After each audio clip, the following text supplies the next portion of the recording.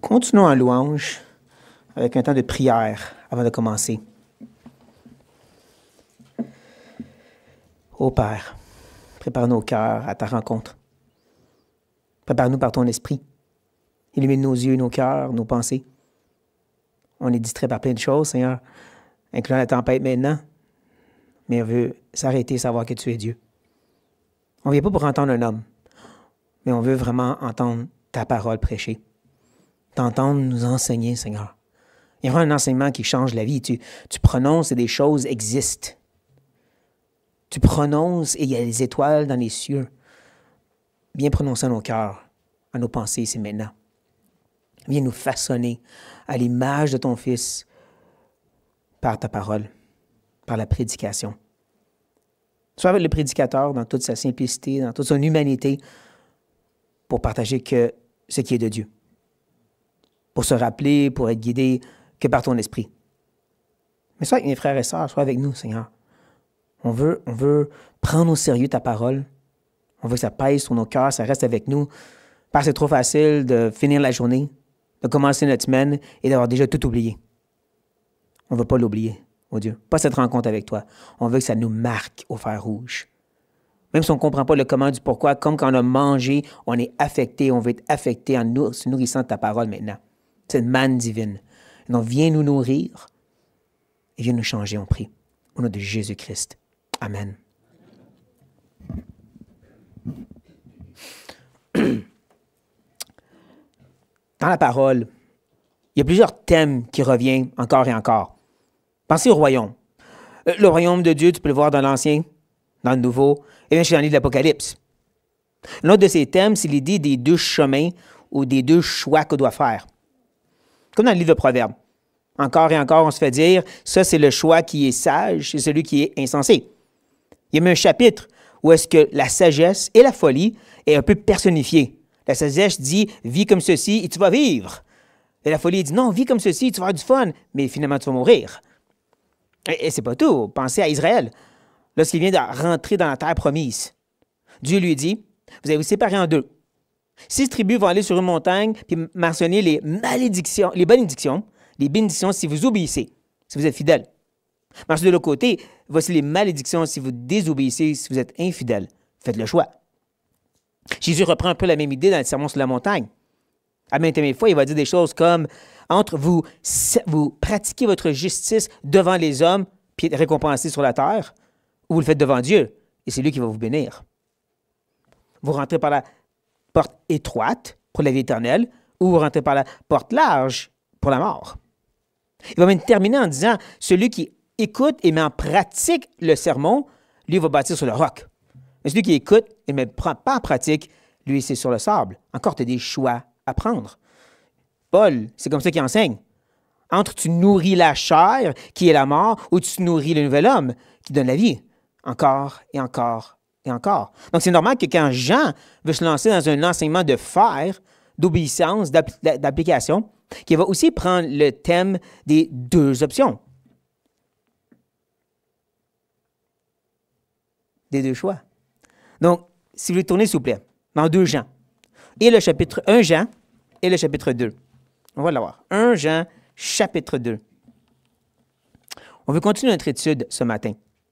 Se rappeler que le livre de Jean a été écrit pour rassurer les gens sur leur salut. Et il le fait avec 2 piliers. Premièrement, qu'est-ce que tu crois? Quelles sont les vérités à laquelle tu appliques ton cœur? Mais ensuite, comment tu vis en conséquence de ces vérités? Mais Jean, dans le verset 12 à 14 qu'on a vu la dernière fois, il nous a donné des vérités sur lesquelles on doit bâtir. Mais là, il va nous dire comment vivre en conséquence de ces vérités avec les versets 15 à 17. C'est vraiment un passage qui va ensemble, qui va nous obliger donc de regarder le tout et donc de lire du verset 12 à 17 en se concentrant sur les versets 15 à 17. Donc, suivant pendant que je lis, à partir du verset 12, qui dit « Je vous écris, petits enfants, parce que vos péchés vous sont pardonnés à cause de son nom. Je vous écris, Père, parce que vous avez connu celui qui est dès le commencement. Je vous écris, jeunes gens, parce que vous avez vaincu le malin. Je vous ai écrit, petits enfants, parce que vous avez connu le Père. Je vous ai écrit, Père, parce que vous avez connu celui qui est dès le commencement. Je vous ai écrit, jeunes gens, parce que vous êtes morts, vous êtes forts, et que la parole de Dieu demeure en vous, et que vous avez vaincu le malin. Maintenant, notre passage. N'aimez point le monde, les choses qui sont dans le monde. Si quelqu'un aime le monde, l'amour du Père n'est point en lui.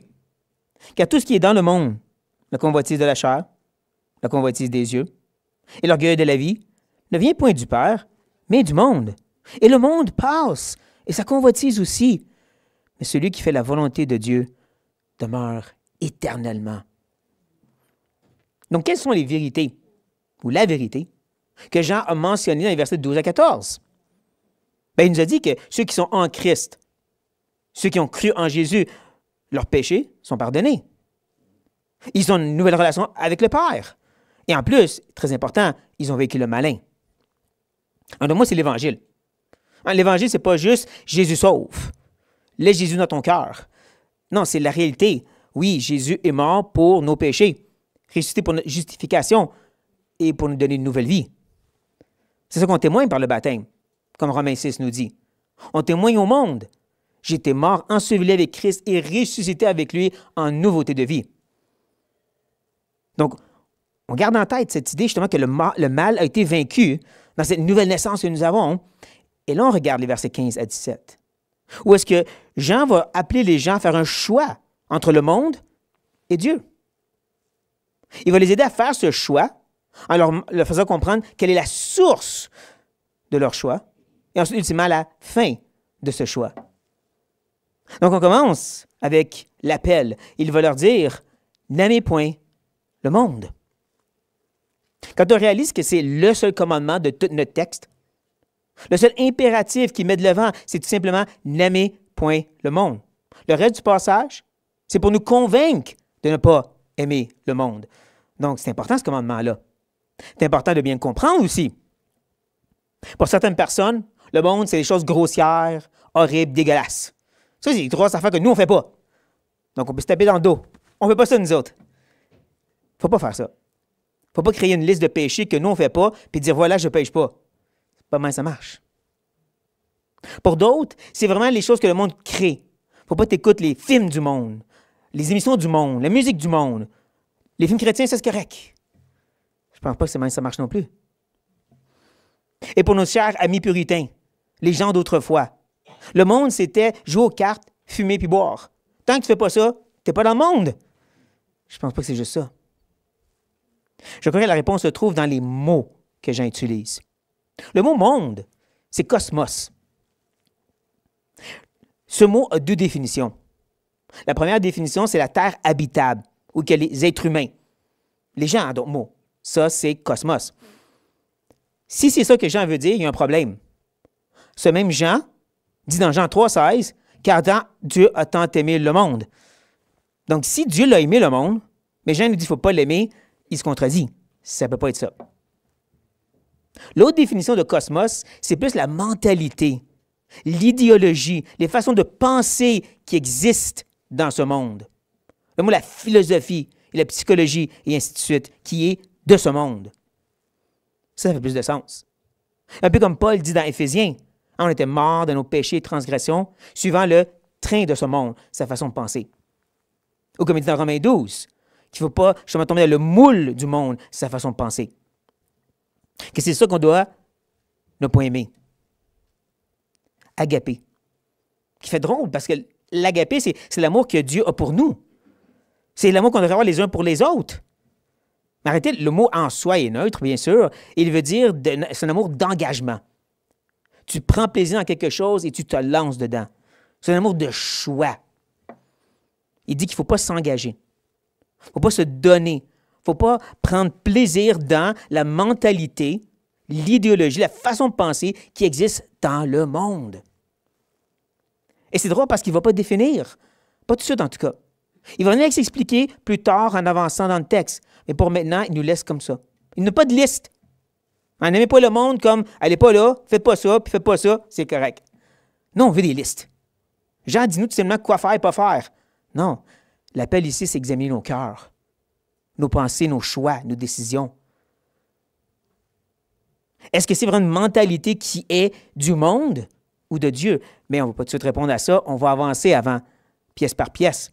Surtout qu'il va ajouter ni les choses qui sont dans le monde. Ça, c'est intéressant. La petite expression que j'ai soulignée. À l'intérieur du monde. Je viens de dire que cosmos, Jean ne l'utilise pas pour parler de la Terre. Pourquoi il dit dans le monde? Il devrait dire les choses qui sont du monde. Ça fait plus de sens. On va garder cette intrigue pour tantôt. Je la mets dans ma poche. On va y revenir. Parce que là, l'idée des choses qui sont dans le monde nous amène à se questionner. Ça veut dire quoi? C'est-tu mal d'aimer l'art? D'aimer la musique classique? C'est des choses qui sont dans le monde? Non. C'est pas ça que Jean veut dire.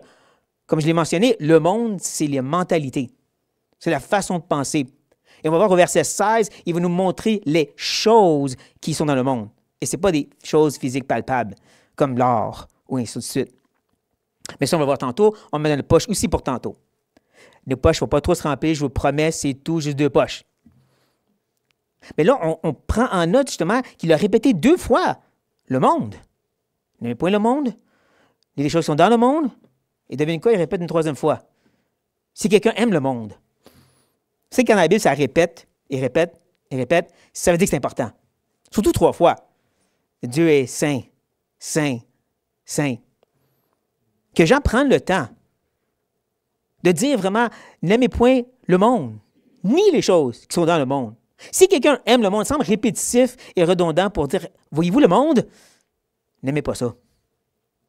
C'est comme s'il remet l'image du monde dans la face de ses lecteurs et dit, le monde, c'est mal, le monde, c'est mal, le monde, c'est mal. Un peu comme tu avertis tes enfants, va pas jouer dans la rue, c'est dangereux. Papa aux étrangers, c'est dangereux. Au point que tu leur fais presque peur des étrangers pour leur propre bien. C'est ça que j'en vais pour ses petits-enfants à lui.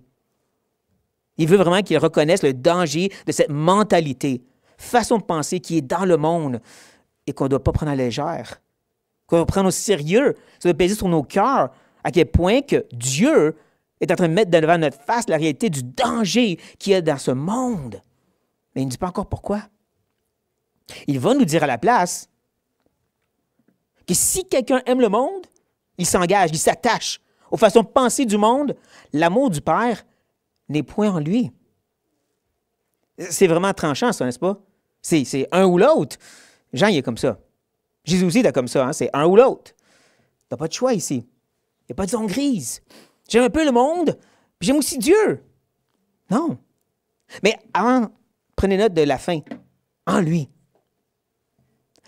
Dans le grec, c'est exactement le même mot que dans. En et dans, c'est le même mot grec qui parle à l'intérieur de, dans la sphère de. C'est comme si Jean, il veut que ses premiers lecteurs, qui lit le grec bien sûr, peuvent voir l'idée, tu entres dans la sphère du monde ou tu as l'amour de Dieu qui est en toi, dans ta sphère. C'est comme une des sphères. C'est un des 2 mondes. Royaume des ténèbres ou royaume de la lumière. Pas entre les 2. On devrait être provoqué à se questionner à quel point que des fois on peut chevaucher 2 mondes, mais qu'on se fait dire que ça ne marche pas de même. Non, il nous dit justement que l'amour du Père ne peut pas être en nous si c'est le cas. C'est quoi ça, l'amour du Père?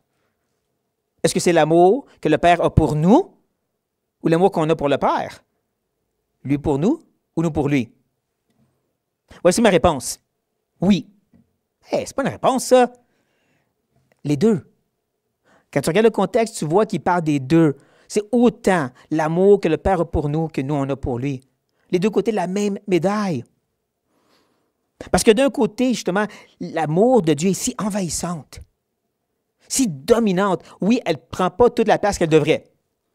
Pas pour rien que dans Éphésiens 3, Paul est en train de prier justement qu'on connaisse l'amour de Christ qui surpasse toute connaissance. Il prie que ça arrive parce que ce n'est pas encore le cas. En passant à Éphésiens 3, 14 à 21, excellente prière à faire pour vous-même. Parce que c'est un appel justement à être saisi, pleinement rempli de la plénitude de ce grand Dieu pour nous. Et qu'on a besoin de ça toujours plus. N'empêche, l'amour de Dieu, quand elle rentre en nous, elle prend toute la place quand même. Elle élimine tout autre amour possible. C'est une antithèse, ces 2 amours, comme on va voir. Je le vois un peu comme quelqu'un qui fait une overdose. Tu sais, quelqu'un qui a pris trop de drogue et son cœur arrête de battre. Tu sais, qu'est-ce qu'on fait? On prend une grosse seringue, puis on l'injecte directement dans le cœur pour refaire battre le cœur. Ça, c'est l'amour de Dieu. Dans notre cœur, et il recommence à battre comme il devrait. On revient à la vie. Ou comme Paul dit à Colossiens, l'Esprit vient circoncire nos cœurs de la chair. Cette partie-là qui était morte est enlevée. Cette dominance n'est plus là. Il y a quelque chose de vivant maintenant. C'est l'amour du Père. Qui, bien sûr, amène notre amour à nous envers le Père. Et encore là, on n'aime pas Dieu parfaitement. Il n'y a personne ici qui va oser dire « Moi, je l'aime parfaitement, Dieu. Tu es un menteur, repens-toi. » Non, mais c'est quand même quelque chose qui est puissant en nous, qui nous amène à être attirés d'un bord ou de l'autre. Et de reconnaître justement à quel point que la mentalité du monde n'est pas comme la mentalité de Dieu. Ça aussi, on va le voir très rapidement. Mais cet amour de Dieu, si elle est vraiment dans notre cœur, il n'y a plus de place pour cet amour du monde, comme Jésus nous dit lui-même. Oui, ça monte sur la montagne. Ne vous amassez pas des trésors sur la terre, où la teigne et la rouille détruisent, où les voleurs percent et dérobent.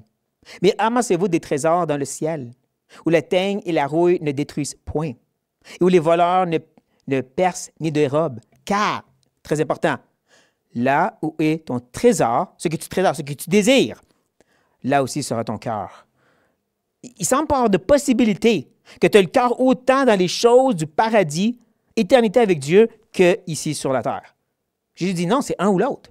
Il va justement terminer cette section en disant « Nul ne peut servir deux maîtres, car où il haïra l'un et aimera l'autre, où il s'attachera à l'un et méprisera l'autre. Vous ne pouvez servir Dieu et Mammon. » Oui, Mammon serait peut-être une représentation de l'argent, mais c'est plus que ça. C'est vraiment l'idée, c'est le monde ou Dieu. C'est un amour, un attachement aux choses de Dieu ou les choses du monde. C'est un ou l'autre. C'est ici justement que Jean va chercher à nous convaincre, à le prouver, en disant tout simplement « car », parce que. Les petits mots sont importants dans la Bible. Ils nous obligent d'arrêter puis de revenir sur pourquoi c'est là. Jean vient de dire un commentaire assez frappant. S'il y a cet attachement, cet investissement, cet amour, ce plaisir pour les choses, les mentalités, façon de penser, de désirer, de penser de ce monde, tu n'as pas l'amour de toi, de Dieu en toi. Ça semble si catégorique. Tu es pratiquement en train de dire, je ne suis pas sauvé. Oui, je peux dire ceci parce que. Parce que tout ce qui est dans le monde, ne manquez pas le tout, hein? Tout ce qui est dans le monde ne vient point du Père, mais vient du monde. Dieu a tout créé et quand il l'a créé, c'était bon. Il a créé l'homme à son image, c'était très bon. Mais vous savez qu'est-ce qui se passe ensuite, hein? Il y a un serpent venimeux qui se promène dans le jardin, qui vient jeter son venin dans le cœur de l'homme et de la femme.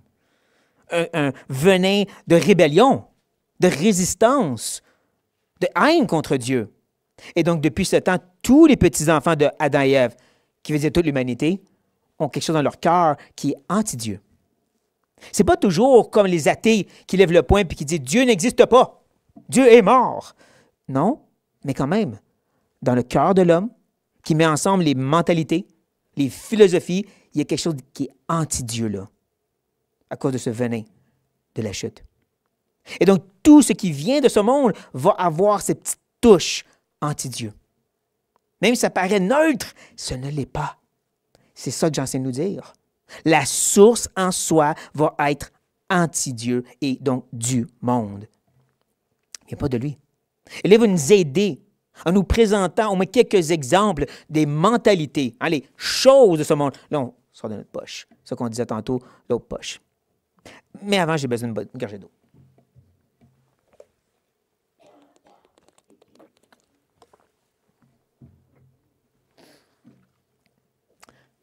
Jean va commencer en nous parlant de la convoitise de la chair. Je crois que comme Paul fait, la chair pour lui, c'est la nature pécheresse. C'est le vieil homme. C'est ce qui est en nous, qui est encore là, qui est rémanent et qui est anti-Dieu. Et là, il parle de ses convoitises, ses désirs, ses passions, ces choses que Paul va nous dire qu'il doit être mis à mort, justement, dans Colossiens. Faites donc mourir les membres qui sont sur la terre, l'impudicité, l'impureté, les passions, les mauvais désirs, la cupidité, qui est une idolâtrie. Je ne sais pas si vous voyez, les trois derniers, c'est comme des synonymes. Passion, désir, cupidité. C'est je veux, je dois avoir et je ne serai pas content si je ne l'ai pas. Justement, l'expression mauvais désir, c'est pas exactement vrai. Paul fait juste prendre le mot désir en soi. Il n'est pas mauvais. Comme un peu avec Jean, c'est pas le fait de désirer qui est mal. Je veux, j'aimerais. C'est pas ça. C'est quand je dois l'avoir pour être heureux. Je dois l'avoir pour me satisfaire. Si je ne l'ai pas, je ne suis pas content. Là, on tombe dans la mentalité du monde. Cette convoitise, ce désir qui dit je vais être satisfait si j'ai. Et je ne serai pas si je ne l'ai pas. C'est un peu ça que Jacques essaie de nous faire comprendre. D'où viennent les luttes? D'où viennent les querelles parmi vous? N'est-ce pas de vos passions qui combattent dans vos membres, encore une fois? Vous convoitez et vous ne possédez pas. Vous êtes meurtrier et envieux et vous ne pouvez pas obtenir. Vous avez des querelles et des luttes et vous ne possédez pas parce que vous ne demandez pas. Et il va ajouter, bien sûr, on demande, on ne reçoit pas. Pourquoi? Parce qu'on demande mal dans le but de satisfaire nos désirs. C'est le problème. Encore, ce n'est pas le mal de désirer. C'est-à-dire que je dois être satisfait dans mes désirs qui est le problème. Ce moment où est-ce que tu viens à Dieu, tu dis, faut que tu me le donnes. Sinon, ça ne marchera pas. On ne dit pas de même, mais c'est ce qu'on veut dire. C'est là qu'on tombe dans la convoitise de la chair, et ça, c'est du monde. Jean ajoute la convoitise des yeux. Si le premier, c'était justement de nous, la chair, l'autre vient du monde. Cette publicité mondiale qui dit tu dois avoir. Il faut que tu aies ceci et cela, la nouvelle version de ceci. Ça, c'est ce qui est devant nous. Ce qui excite notre chair et notre désir. Encore, c'est pas mal de voir et de désirer. Pas mal de voir et d'acheter. C'est-à-dire, il faut que je l'achète pour être content. On vit dans un monde de dettes où les gens ne sont pas capables d'éclairer leur carte de crédit. Ils ne considèrent pas la possibilité que s'il y a un imprévu, je ne peux plus travailler, je suis malade, je pourrais tout perdre. Non, je dois l'avoir. Et c'est pour ça que c'est triste que cette mentalité est aussi dans l'Église, que les chrétiens pensent de la même façon. Il faut que j'ai une maison. Il faut que j'ai cette auto-là. Il faut qu'on ait 2 autos, c'est sûr. Drôlement, le livre de Proverbes nous dit quelque chose de différent. Ne sois pas de ceux qui prennent des engagements, qui se portent garants pour des prêts, si tu n'as rien à donner en compensation. Pourquoi te prendre ton lit? Pourquoi tu mets dans une situation de dette que tu ne seras pas capable de payer? Ça, c'est la pensée de Dieu, en passant, pas la pensée de l'homme. Jésus va le dire, tant que nous avons la nourriture et le vêtement, on a tout ce qu'il nous faut. En comprenant que la nourriture, c'est la subsistance, et le vêtement, c'est pour être au chaud. Ici au Québec, vêtements, c'est pas assez, faut être une demeure. Mais c'est pas c'est une maison avec 3 étages puis un garage. C'est ça la chose.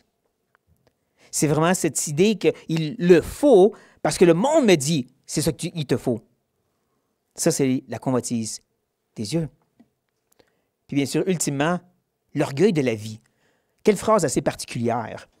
On comprend l'orgueil, l'arrogance, cette fierté de la vie. Ouais, drôlement, Jean ici ne prend pas le mot Zoé, qui veut dire vie en soi. Il prend un mot qui parle de la subsistance, la façon de vivre, ou d'autres mots, la façon de réussir dans ce monde, la sorte de vie que tu as, si vous voulez. Donc, il parle de cet orgueil qui dit « Regarde comment j'ai réussi. Regarde la maison que je me suis achetée. » Ça, c'est l'orgueil de la vie. Ça, c'est quelque chose que justement Jacques nous enseigne contre. Quand il dit « À vous maintenant qui dites, aujourd'hui ou demain, nous irons dans telle ville, nous y passerons une année, nous trafiquons et nous gagnerons. Vous qui ne savez pas ce qui arrivera demain, car qu'est-ce qui est votre vie? Vous êtes une vapeur qui paraît pour un peu de temps, ouch, et qui ensuite disparaît. Vous devriez dire, au contraire, si Dieu le veut, nous vivrons et nous ferons ceci ou cela. Mais maintenant, vous vous glorifiez dans vos pensées orgueilleuses. Je vais réussir. C'est chose mauvaise que de se glorifier de la sorte dans l'orgueil de la vie. Celui donc qui sait faire ce qui est bien et qui ne le fait pas comme un péché. On connaît cette dernière phrase. Mais quand tu réalises le contexte, c'est cet orgueil de la vie. De dire, je vais réussir, je vais trafiquer, regardez-moi. Ça, c'est le péché qu'on est supposé reconnaître et ne pas pratiquer. Donc, pourquoi qu'on le voit dans le monde chrétien aussi? Les réseaux sociaux sont très utiles pour honorer Dieu, mais aussi pour montrer aux autres comment on a réussi. Regarde mon ministère. Regarde comment j'aime les gens et je serve le Seigneur, moi. Regardez-moi. Orgueil de la vie. Il faut faire attention à ces choses. Quand tu réalises que ces trois éléments-là semblent être les éléments de base, vraiment, hein, qui ont amené la chute. Vous vous rappelez dans le jardin d'Éden? Ève, elle voulait manger de son bon fruit-là, l'orgueil de la chair, la convoitise de la chair. Parce qu'elle voyait que c'était bon, la convoitise des yeux. Parce que ça donnait la sagesse. Je vais être comme Dieu, l'orgueil de la vie. Ces trois éléments étaient là à la chute. C'est les mêmes trois éléments qui étaient amenés contre Jésus quand Satan l'a tenté. T'as faim? Fais du pain de ces roches. Oui, t'as passé 40 jours sans manger, mais là, il faut que tu manges, hein, cette convoitise de la chair. Tu vois tous ces royaumes? Je te les donne si tu te prosternes devant moi. La convoitise des yeux. Viens sur le top du temple et jette-toi en bas. Dieu va venir à son secours, t'es si important. Et quand il va bien sûr te secourir, les gens vont voir et t'adorer. L'orgueil de la vie. Pas pour rien que Jean utilise ces simples trois petits éléments parce que c'est la base même, la racine même de cette mentalité du monde qui est anti-Dieu. C'est ces choses-là, justement, qui ont comme source le monde, qui ne devrait pas faire partie de notre vie. Mais là, on peut se poser la question, OK, mais c'est quoi la source de Dieu? Parce que Jean ne le mentionne pas. Je vais oser spéculer. C'est la parole de Dieu. Il y a vraiment juste une source dans ce monde déchu qui est resté pur et sans être touché par l'homme. Même si de nos jours, il y a des gens qui osent questionner la Bible. C'est écrit par des hommes. Es-tu sûr que ces livres-là devraient être là? Ah, des gens ont trafiqué les anciens manuscrits de toute façon. Non. Dieu l'a soufflé sa parole. Il l'a préservé jusqu'à maintenant. Il a mis les livres qu'il voulait. Et il s'est assuré même de la traduction, je vais oser dire, qui fait en sorte que nous, dans notre langue francophone, on peut savoir la volonté de Dieu. Non, on a la source. C'est pour ça que c'est si important de la lire, de la méditer, de l'étudier aussi. De ne pas juste s'arrêter sur quelques petits passages éparpillés. Je connais la volonté que j'ai pour vous. De vous bénir, non de vous maudire, dit l'Éternel. Vous savez que Dieu a beaucoup plus à dire à travers Jérémie que juste ça. Surtout que tout de suite après, il va dire, voici votre bénédiction, je vous emmène en déportation. Oh. Ça va très bien avec ce que Paul dit aux Philippiens. Dieu nous a fait la grâce, la faveur imméritée, le don, non seulement de croire en lui, Jésus, mais aussi de souffrir pour lui.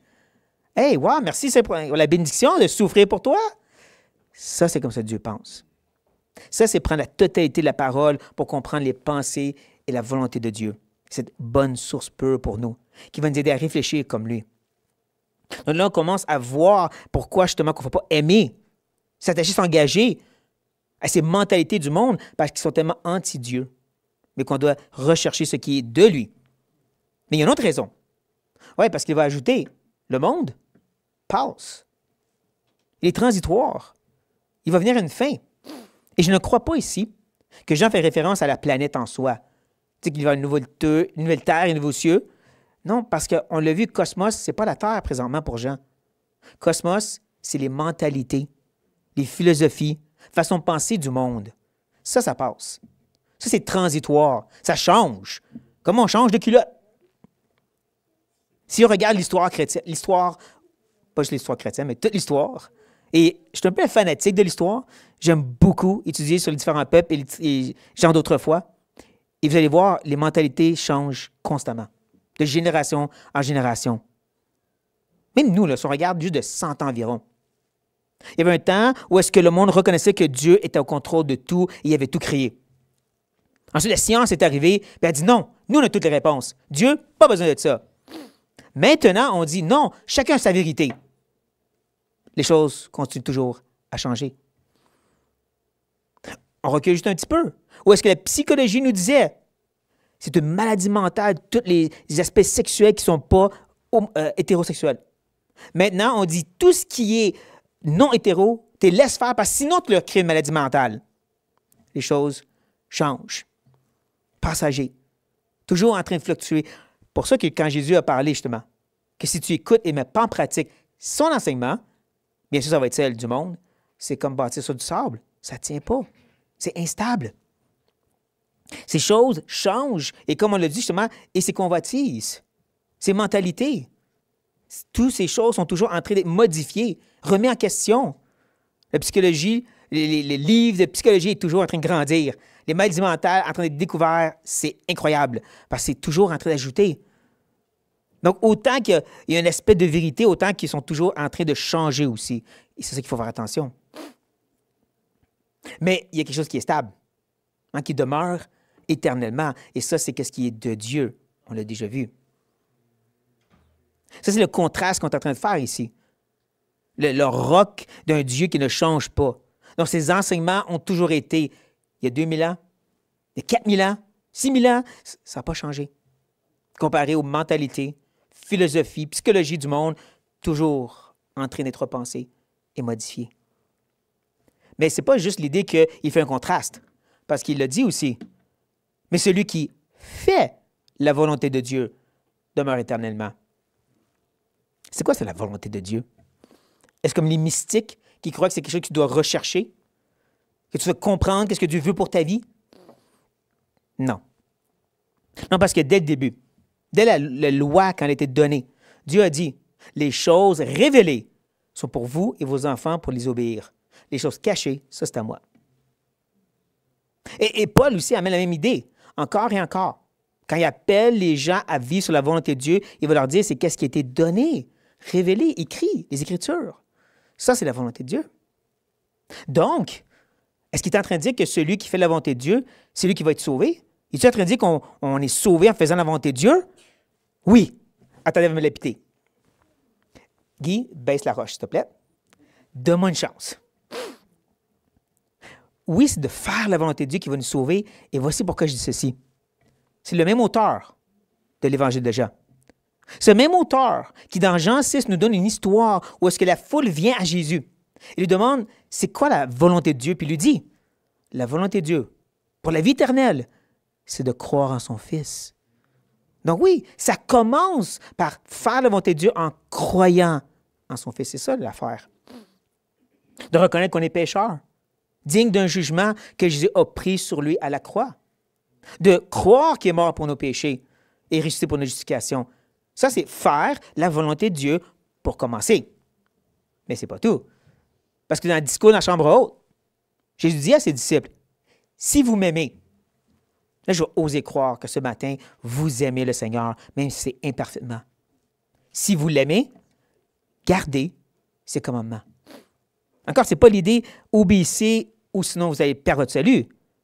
Ou obéissez et vous allez être sauvé. Non, c'est parce que vous m'aimez. Parce que cet amour en moi, vous persévérez où est-ce que moi je suis, qui est dans la lumière, bien sûr. Ce n'est pas pour gagner l'éternité qu'on fait la volonté de Dieu. C'est pour la solidifier, pour y demeurer. Pierre parle de la même façon dans 2 Pierre. Dans 2 Pierre chapitre 1, il commence en nous disant qu'à cause qu'on est vraiment ce participant de la nature divine, Dieu habite en nous.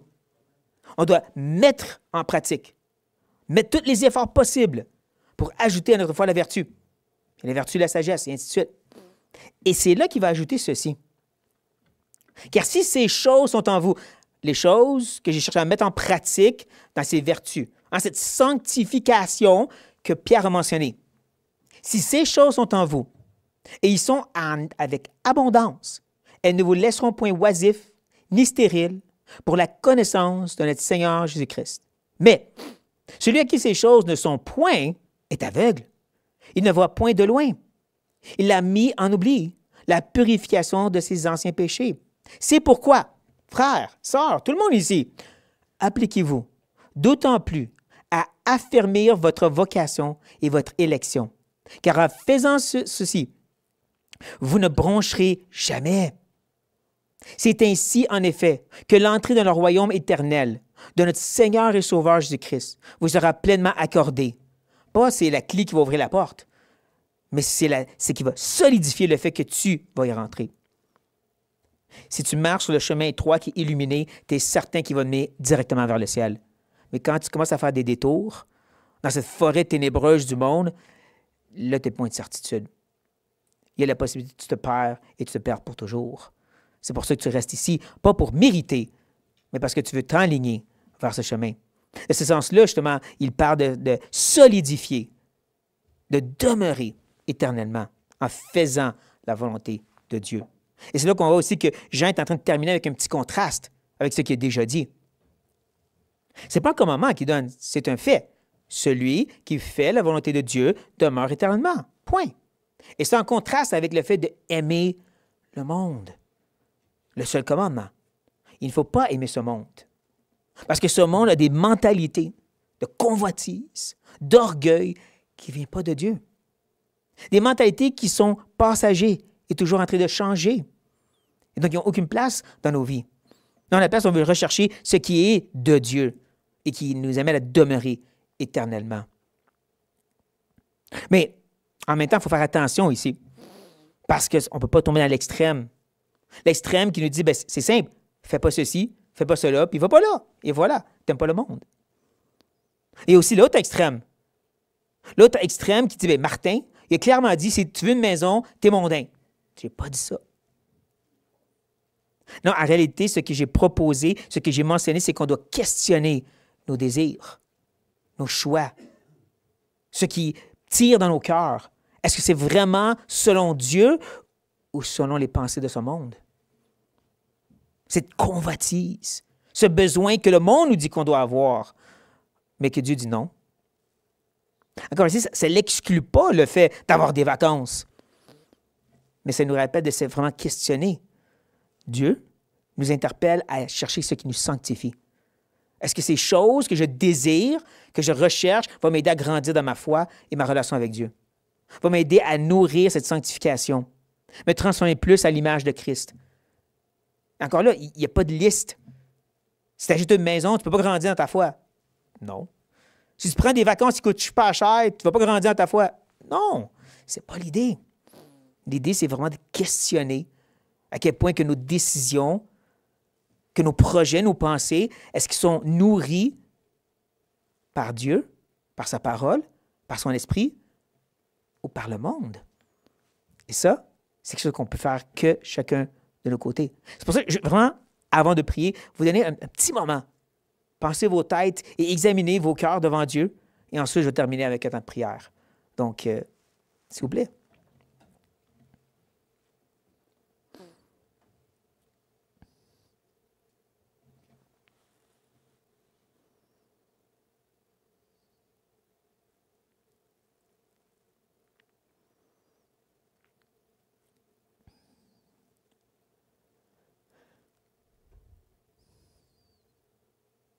Ô Père, on te demande de bien vouloir nous guider, soit avec nous tous, chacun de mes frères et sœurs qui sont en train de s'examiner, soit avec nous pour qu'on continue, Seigneur, de cette examination, ce sincère questionnement, de ne pas croire qu'on a toutes les réponses, de ne pas être prêt à croire que nos cœurs n'ont pas été infectés par le monde et ses pensées, qu'on est à l'abri, nous autres, qu'on est l'exception à la règle. Aide-nous, Seigneur, en cette semaine, dans notre vie, dans nos choix, dans nos décisions, de se questionner. Est-ce que c'est vraiment l'Esprit qui m'a motivé à ces choses? Est-ce que Dieu m'a interpellé par sa parole? Ou est-ce que c'est le monde et ses mensonges subtils, cachetiers, ces crochets de pécheurs qui me tirent hors de l'eau? Aide-nous, Seigneur, à prendre au sérieux cet appel, ce commandement que tu nous as donné. Parce que, comme tu l'as dit, si cet amour, cet attachement, cet engagement, les plaisirs auprès des choses de ce monde, ton amour n'est pas en nous. Ô Père, qu'on ait cette crainte qui t'honore et qui te révère au prénom de Jésus. Amen.